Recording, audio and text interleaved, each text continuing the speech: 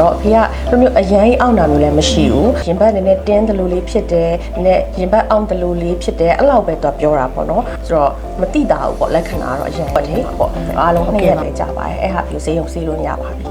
အဝင်ဝင်ကြဖြစ်တဲ့ treatment အဝင်ဝင်ကြဖြစ်တဲ့ဆရာဝန်ရှိကို design မမတ်ရောက်သွားဖို့ပေါ့နော်အဲ့ဒါလေးကအရေးကြီးရလို့မှထင်ပါတယ်။မှာ trauma patient မှာအရန်ကြိုက်ခဲ့တဲ့အချက်လေးရှိရပေါ့နော်။အဲ့ဒါလေးလည်းညပေးပါဦး။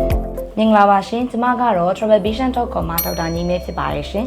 ဒီနေ့မှာတော့ကျမတို့ travelvision.com နဲ့ချိတ်ဆက်ပြီးတော့မှအိန္ဒိယနိုင်ငံရှိအပိုလိုဆေးရုံကြီးမှာနှလုံးသွေးကြောပိတ်ရောဂါအား stent ထည့်ပြီးတော့မှအောင်မြင်စွာပြုလုပ်နိုင်ခဲ့တဲ့လူနာရှင်မနဲ့တွေ့ဆုံပြီးတော့မှအတွေ့အကြုံလေးတွေဝေမျှပေးသွားမှာပဲဖြစ်ပါတယ်ရှင်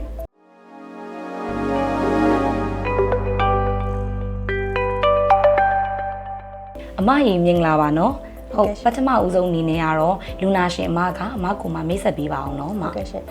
လူနာကတော့အမရဲ့ဖေဖေပါအမကတော့လူနာရှင်ဒေါက်တာမွေးသက်ဖြစ်ပါတယ်ရှင်ဟုတ်ကဲ့ပါအမဒါဆိုလို့ရှိရင်ပထမဦးဆုံးအနေနဲ့ကတော့ဦးလေးကပေါ့နော်ဒီနှလုံးသွေးကြောပိတ်ယောဂါကိုစပြီးတော့ခံစားရတဲ့အခါမှာဘယ်လိုလက္ခဏာမျိုးလေးတွေကိုခံစားခဲ့ရလဲဆိုတော့အမအနေနဲ့ပြောပြပေးပါအောင်နော်အရင်အမှန်တိုင်းပဲပြောရရင်တော့ပေါ့နော်အဖေကအရင်တည်းကဟိုးဝင်နေကနှလုံးအောင့်တာလေးတော့နည်းနည်းရှိရဲပေါ့နော်ဒါပေမဲ့သို့တော့ဆရာကြီးနဲ့ပြရင်လည်းမှ ECG ရိုက်တယ် echo ရိုက်တော့ကလည်းအကုန်လုံးကပုံမှန်ပဲပေါ့ဆေးလည်းမတောက်ခဲ့ရဘူးအဲ့ဒါတော့ကြာခဲ့ပြီပေါ့နော်ကြာပြီးတော့မှအခုအမတို့ကသွားတာကApril မှာသွားတယ်ဆိုတော့ April မတိုင်ခင်လွန်ခဲ့တဲ့6လမှာမှစပြီးတော့လက္ခဏာကပိုတိတာလာတယ်ပေါ့တိတာလာတော့အဖေကလိုမျိုးအရန်အောင့်တာမျိုးလည်းမရှိဘူးရင်ဘတ်နည်းနည်းတင်းတယ်လို့လေးဖြစ်တယ်နည်းရင်ဘတ်အောင်တယ်လို့လေးဖြစ်တယ်အဲ့လောက်ပဲသူပြောတာပေါ့နော်အဲ့ဒါနဲ့မှအမတို့ကစပြီးတော့တတိထားမိရပေါ့ကျန်တာမောတာလည်းမရှိဘူးလီကားတွေလည်းပုံမှန်တိုင်းပဲတက်နိုင်တယ်ပေါ့နော်ဆိုတော့မတိတာဘူးပေါ့လက္ခဏာတော့အရင်ကြီးလေဟုတ်ကဲ့ပါအမဟုတ်ဟိုအမဒါဆိုလို့ရှိရင်ပေါ့နော်ဒီအမယောဂါကိုစပြီးတော့တည်ပြီးတော့ဒီအိန္ဒိယသွားမယ်လို့မှဆုံးဖြတ်တဲ့အချိန်မှာဒီ travelvision.com ကိုဘယ်လိုမျိုးကြောင့်ရွေးချယ်ချိတ်ဆက်ဖြစ်ခဲ့တာလဲဆိုတာကိုအရင်ဦးဆုံးပြောပြပေးပါအောင်နော်အမအစကနေပြောရမယ်ဆိုရင်ပေါ့နော်အဖေကအရှိမကနှလုံးထုခုဆရာဝန်ကြီးတယောက်နဲ့ပြခဲ့ပူတယ်ပြတော့ကလည်းအဲ့တော့လက္ခဏာသိပ်ပြီးတော့မရှိတော့ခါကြတော့ဆရာ stress test ကိုနောက်တစ်လနေမှာပဲလုပ်မယ်ပေါ့နော်အမကတော့အဲ့တော့ရကတော့ calcium score ကိုရိုက်ချင်တယ်ဒါပေမဲ့ဆရာကြီးကရိုက်ရင်လည်းရတယ်မရိုက်လည်းရတယ်ဆိုတာနဲ့ပဲအမတို့လည်းမရိုက်ခဲ့လိုက်ဘူးပေါ့အဲ့ဒါပြီးတော့နောက်2လလောက်နေတဲ့ခါကျတော့မှနောက်ထပ်ဆရာဝန်ကြီးတယောက်နဲ့အမတို့ပြောင်းပြဖြစ်တယ်အဲ့မှာအကုန်လုံး ECG echo ရော calcium score ရောအကုန်လုံးဖြစ်တယ်ပေါ့နော်အဲ့မှာစပြီးတော့သွေးကြောကျဉ်တဲ့လက္ခဏာစပေါ်လာတယ်ပေါ်လာတဲ့အခါမှာangiogram ရိုက်ဖို့ဖြစ်လာတယ်ပေါ့ဖြစ်လာတော့ angiogram ရိုက်ဖြစ်တယ်ရိုက်ဖြစ်တဲ့အခါမှာ angiogram ရိုက်ရင်လည်းခက်ခဲသွားတာပေါ့ပုံမှန် stent ထည့်ရမယ့်ဟာကထည့်လို့မရအောင်ဖြစ်သွားတယ်ဘာလို့လဲဆိုတော့အမအဖေရဲ့နှလုံးသွေးကြောမှာရှိတဲ့ calcium များမာနေတယ်မာနေတော့ပုံမှန်ထည့်လို့ရတာနဲ့ထည့်မရဘဲနဲ့အဲ့ calcium တွေကိုတိုက်စားပေးရမယ်ပေါ့တိုက်စားရမယ်နဲ့ခြေဖြတ်ပြီးမှထည့်လို့ရမယ်ဆိုတော့ဒီထက်ပိုပြီးအဆင့်မြင့်တဲ့ set တွေလိုအပ်တယ်ပေါ့နော်လိုအပ်တဲ့ခါကျတော့မှဆရာကြီးနဲ့တိုင်ပြီးပြောဆရာကြီးကတော့နိုင်ငံခြားကိုပဲသွားပါဒီထက်အဆင့်မြင့်တဲ့ set တွေနဲ့လုံးမရမယ်ပေါ့နော်ဆိုတော့လည်းမှဆရာကြီးညွှန်ကြားချက်အတိုင်းပဲ travel patient နဲ့ဆက်သွယ်ပြသွားတာပါဟုတ်ကဲ့ပါအမဒါဆိုရင်ခုနမိဂွန်လေးနဲ့ဆက်ဆက်ပြီးတော့ဗောနော်အမဒီအမအိန္ဒိယကိုစသွားမယ်လို့တကယ်ကိုဆုံးဖြတ်ချက်ချလိုက်တဲ့အချိန်မှာဗောနော်ဈေးရုံကြီးအများကြီးရှိရတဲ့နေရာမှာဒီအပိုလိုကိုမှရွေးချယ်ဖြစ်ခဲ့တဲ့အကြောင်းလေးနဲ့ဗောနော်ဒီကျမတို့ travelvision.com ကနေပြီးတော့မှဝန်ဆောင်မှုအနေနဲ့ဥမာအဖြစ်ပေါ်မှာရဲ့ဒီလူနာရဲ့ကုသမှုတွေကို view site ပေးဖို့ရန်အတွက်ဗောနော်ဒီကျမတို့ဘက်ကနေပြီးတော့မှ service provider လို့ခေါ်တဲ့ဒီလူတစ်ယောက်ကိုဗောနော်တောက်လျှောက်အမတို့နဲ့ရှိပြီးနေရတော့အဲ့ဒီရဲ့ဝန်ဆောင်မှုလေးနဲ့ပတ်သက်ပြီးတော့အမတို့အဆင်ပြေခဲ့ရလားဗောနော်စိတ်ကျဉ်နေမှုရှိလားဗောဟုတ်ဒါလေးလည်းပြောပြပေးပါဟုတ်ကဲ့ဟုတ်အစအပိုလိုရွေးပြခဲ့တာအရင်ပြောပြမယ်ပေါ့နော်အဲ့ဒါကတော့အဓိကကတော့ဆရာကြီးနဲ့တိုင်ပင်ဖြစ်တယ်ဆရာကြီးနဲ့တိုင်ပင်နေမှာဆရာကြီးကအရင်တော့က fellowship ဆင်းခဲ့ပြီးတော့ဆရာကြီးအိန္ဒိယမှာရှိခဲ့တယ်ဆရာကြီး Srinivas ပေါ့နော်ဆိုတော့အဲ့ဒါနဲ့အမကလည်းအဓိကကတော့ဒီဆရာကြီးနဲ့ပြချင်တယ်အဲ့ဒါနဲ့ဆရာကြီးရှိတဲ့နေရာကိုပဲသွားမယ်ဆိုပြီးဆရာကို request လုပ်တဲ့အခါမှာဆရာက Hyderabad မြို့အပိုလိုဆေးရုံမှာဆရာကြီးကအခုလက်ရှိအလုပ်လုပ်နေတယ်ပြောတယ်ပြောရင်းနဲ့မှအမတို့ကဒီ travel patient ကလည်းဒီဟာအတွက်ကိုဝန်ဆောင်မှုပေးနေရဆိုတော့အမတို့ဖတ်ပြတာပါအဲ့ဒါကြောင့်အပိုလိုရွေးပြတာပေါ့နော်အဓိကတော့ဆရာဝန်ဦးစားပေးပေါ့ဒါနဲ့ရွေးပြသွားရပါတယ်ဟုတ်ကဲ့ပါအမဟုတ် service provider အနေနဲ့ကတော့အရန်ကိုအဆင်ပြေခဲ့ပေါ့နော် ဟုတ်ကဲ့ ဘာလို့လဲဆိုတော့အစတော့ကတော့ travelcation ဘက်ကနေအမတို့ translator တယောက်ထည့်ပေးမယ် service provider တယောက်ထည့်ပေးမယ်ပေါ့အဲ့လိုစီစဉ်ထားတယ်ဒါပေမဲ့လည်းကံကောင်းကျင်တော့အမတို့သွားတဲ့အချိန်မှာကဟိုမှာမြန်မာဆရာဝန်အကိုတယောက်ကလည်းရှိနေတယ်ဆိုတော့ပြောဟိုမှာအင်္ဂလိပ်စာအရန်ပေါက်တယ်ပေါက်တော့အင်္ဂလိပ်စာကိုပြောနိုင်တယ်လို့လည်းရတယ်ဆရာဝန်ကြီးနဲ့ direct လည်းပြောလို့ရတယ်ပေါ့ဆိုတော့အဲ့ဒါအရန်အဆင်ပြီးတော့အမ translator တော့တသက်မယူတော့ဘူး service provider ပဲယူမယ်ဆိုပြီးယူပြီးခဲ့တယ်ပေါ့နော်ဆိုတော့အဲ့ဒါနဲ့အဲ့ provider မောင်လေးနဲ့ချိတ်ဆက်ပြီးတော့ယူပြီးခဲ့တယ်မောင်လေးကလည်းအကုန်လုံးဒီစေးရုံအတွင်းအပြင်အကုန်လုံးသူပဲကူညီပြီးခဲ့တယ်ပေါ့ပုံမှန်ကတော့ translator ဆိုတဲ့သဘောကတော့စေးရုံအတွင်းပေါ့နော်သူ translate လုပ်ပြီးစရာရှိရလုပ်ပြီးတဲ့ဟာမျိုးပေါ့လေအဲ့တော့ဒါပေမဲ့အဲ့ဒီအချိန်မှာပဲမောင်လေးကစေးရုံအတွင်းမှာလည်းသူပဲတစ်ချိန်လုံးအမြဲရှိနေခဲ့ပေးရပေါ့ဆိုတော့အမားကျတော့အဖေရဲ့ကိစ္စတွေကိုရှေ့မှာလုပ်ရတဲ့ဟာအများကြီးရှိတယ်ဥပမာဆရာဝန်ကခေါ်လို့အမကိုသွားရတာပဲဖြစ်ဖြစ်လူနာလာကြည့်ပါအောင်ဆိုလဲအမပဲသွားရတယ်ရှိကိုပြီးရင်နောက်တစ်ခါ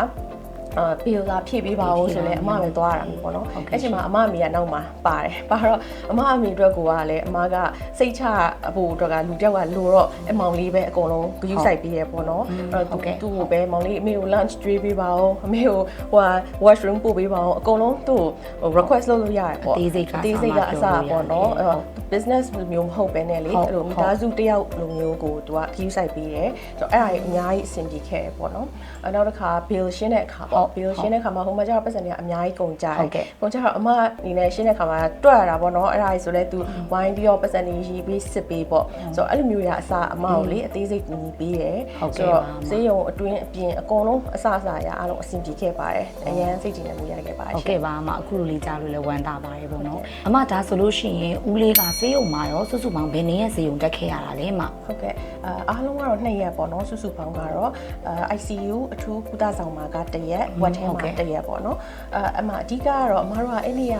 ဗုဒ္ဓဟူးနေ့ညဘက်ကြီးရောက်သွားတယ်ည7:00နာရီအိန္ဒိယကိုရောက်သွားတဲ့အခါကျတော့ပြလို့မရတော့ဘူးပြလို့မရတော့နောက်နေ့မနက်ကျတာပမနက်မှာဆရာကြီးနဲ့ OPD ပြရတယ်ပြရင်လည်းမှဆရာကြီးကနေခင်းလဲကြောက်တခါလေးလုပ်မယ်အကုန်လုံးအဆင်ပြေရပေါ့နော်လူနာတော့အကုန်လုံးစမ်းသက်တာကြီးလုပ်ပြီးလို့ရှိရင်လုပ်မယ်ဆိုတာလည်းညနေ9:00နာရီမှာအမတို့စလုပ်ဖြစ်တယ်ပေါ့ procedure ကိုလုပ်ဖြစ်တော့အဲ့ဟာလုပ်တဲ့အခါမှာက ICU မှာတညဖြစ်သွားတယ်1ရက်ပေါ့အဲ့ဒါပြီးတော့မှနောက်တစ်နေ့ကဝက်ထဲမှာပေါ့အားလုံး2ရက်ပဲကြာပါတယ်အဲ့ဟာပြီးဆေးရုံဆေးလို့ရပါပြီဟုတ်ကဲ့ပါအမဒါဆိုရင်ဆေးရုံမစင်းခင်ပေါ့နော်ဒီကုသမှုတွေပြီးသွားတဲ့အချိန်မှာရောဆရာကြီးဘက်ကနေပြီးတော့မှအမကိုဒီအထူးညွှန်ကြားတာမျိုးတွေပေါ့နော်ဆောင်ရန်ရှောင်ရန်လေးတွေရောဦးလေးတက်ပါတွေကိုပြောပြပေးခဲ့လေပေါ့နော်ဟုတ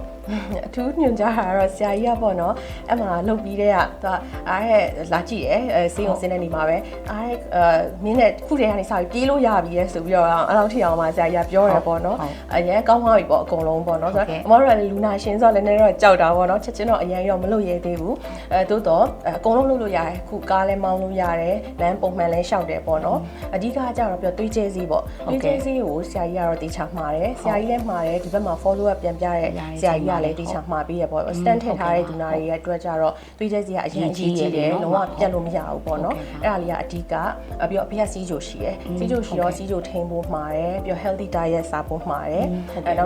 ာက်တစ်ခုအရေးကြီးတာကတော့ exercise ပေါ့ regular exercise ကတော့တော်တော်အရေးကြီးတယ်အဲဆိုတော့လုံးကိုလုံးရမယ်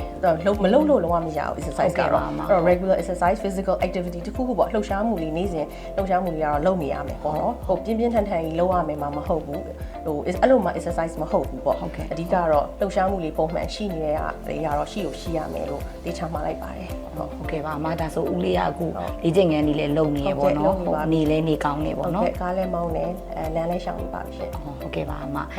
ဒါဆိုလို့ရှိရင်ပေါ့နော်အမနောက်ဆုံးမေးခွန်းလေးတစ်ခုအနေနဲ့ကတော့ဒီကျမတို့ travelpatient.com နဲ့ဝန်ဆောင်မှုတွေအားလုံးပေါ့နော်ဒီအမကြည့်ရှုနေတဲ့ဗီဒီယိုကိုကြည့်ရှုနေတဲ့သူတွေအားလုံးအတွက်ကိုအမဘယ်လိုများမျှဝေပေးချင်တာမျိုးတွေရှိလဲအကြံပေးချင်တာမျိုးတွေရှိလဲအမဟုတ်အကြံပေးချင်တာရဲ့အရှိမှာပေါ့နော်အမ travel patient မှာအရင်ကြိုက်ခဲ့တဲ့အချက်လေးရှိရဟုတ်နော်အဲ့ဒါလေးလည်းမျှပေးပါအောင်အဲ့ဆိုတော့ပထမဆုံးတစ်ချက်ကကြတော့ travel patient မှာကအမတို့ SIM card လေးထည့်ပေးလိုက်တယ်ဟိုသွားဖို့ပေါ့နော်အရင်တော့ကျတော့ India သွားရင်က arrival ကိုစာရွက်နဲ့ပဲဖြည့်ရတာပေါ့အခုနောက်ပိုင်းကျတော့အမလည်းအဲ့ဒါကိုမသိဘူးနောက်သူတို့ပြမှသိတာပေါ့နော် e arrival ဆိုပြီးတော့ဖြည့်ရတယ်ဖြည့်ဖို့အတွက်ကျတော့ဖုန်းလိုအပ်တယ်ဖုန်းလိုရယ် SIM card လိုရယ် bill လိုရယ်ပေါ့နော်အဲ့ဒါရှိနေတော့မှအမတို့ဟိုရောက်တာနဲ့ internet ဖွင့်ပြီးတော့digital form ဖြည့်ရတာပေါ့နော်စာရွက်နဲ့မဟုတ်တော့အဲ့မှာအမတို့အရင်အဆင်ပြေသွားပါတယ်အဲ့ဒါလေးသူတို့ prepare တေချာလုပ်ပေးလိုက်တယ် တယ်အဲ့ဒါလည်းအရင်သဘောကျတယ်ပေါ့နော်နောက်တစ်ချက်ကကြတော့ဒီဘက်မှာ group တစ်ခုလေးထောင်ထားပေးတယ်ထောင်ထားပြီးတော့ group ထဲမှာမောင်လေးညီမလေးတွေကအမြဲအစင်သင့်စောင့်တယ်အမကိုလည်း daily check in အမြဲမေးရပေါ့နော်အဆင်ပြေလားပေါ့အဲ့လိုမျိုးမဟုတ်ပဲဂျာဂျိုဂျာမှာလည်းအမလိုအပ်ရင်လိုအပ်တယ်လို့ complaint နေပြောတဲ့အခါမှာလည်းဒီကမောင်လေးတွေကနေပြီးတော့စေယုံချက်ချင်းအကြောင်းကြားပေးရစေယုံအကြောင်းပြတော့ဟိုဘက်ကနေပြီးတော့တာဝန်ရှိသူကချက်ချင်းရောက်လာတယ်အမရှိရောက်လာတော့အမ complaint တက်လို့ရှိရင်လည်း response ကအရမ်းမြန်တယ်ချက်ချင်းပဲဟိုမြန်တယ်ပေါ့နော်အခုပြောအခုချက်ချင်းရောက်လာအဲ့လိုမျိုးဆိုတော့လေအဲ့ဒါလည်းအရန်အဆင်ပြေခဲ့ပါတယ်အဲ့ဒါရယ်နောက်တစ်ခုကကြတော့ဆရာကြီးနဲ့အမစောစောပြချင်တာပေါ့အဖေကကြအဲ့တော့ကိုကလူနာရှင်ဆိုပုံမှန်တိုင်းပဲစိတ်ပူတာပေါ့နော်စိတ်ပူတော့စောစောပြချင်တယ်စောစောလေး procedure လုပ်ချင်တယ်အဲ့ဒါကြတော့ travel patient ကို request တွေချလုပ်တာပေါ့နော်ဆရာကြီးကိုပြောပေးပါဆိုတော့အဲ့ဒါလေးကိုလည်းသူတို့တော်လေးကူညီပေးပါတယ်အဲ့တော့မြန်မြန်လေးပြဖြစ်တယ် treatment လည်းမြန်မြန်ယူဖြစ်သွားတယ်ပေါ့နော်အမဒါဆိုလို့ရှိရင်ဒီခုနကအမ request လုပ်တဲ့အချိန်လေးနဲ့ဒီခွဲစိတ်တဲ့အချိန်လေးအောင်ဘယ်နေရာလောက်ပဲကြာလဲမှာရောက်တာနဲ့ရောက်ပြီးနောက်ရက်မှာပဲ procedure လုပ်လိုက်ရတာပေါ့နော်ဆိုတော့ဟုတ်ဆိုတော့ဗုဒ္ဓဟူးနေ့ည12နာရီမှာရောက်တယ်နောက်နေ့မနက်မှာပဲ OPD ပြခွင့်ရတယ်ပေါ့ရတယ်ခါကျတော့ချက်ချင်းပဲဆရာကြီးကလုပ်မယ်လို့ဆုံးဖြတ်ပြီးအဲ့ဒီရက်နေမှာပဲလုပ်လိုက်တယ်ဆိုတော့အဆင်ပြေသွားပါတယ်ရှင်ဟုတ်ကဲ့ပါအမ